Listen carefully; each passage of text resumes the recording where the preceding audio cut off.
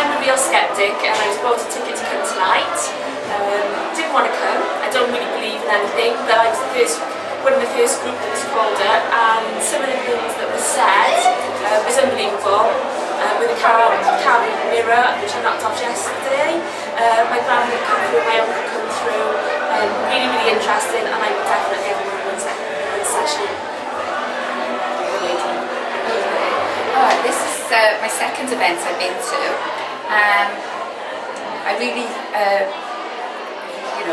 I believed in it so much today because I thought all the reading was for me. I could take everything myself.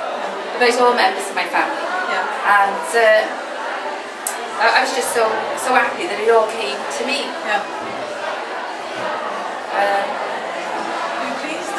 I was pleased with it because I've never stood up before and said anything, and I found it so easy. What's the hardest part is standing? And I stood up on my own as well, not with anyone. So I didn't think I'd be able to do that. But I really did believe in it today. I've been a bit, you do get a bit sceptical, don't you?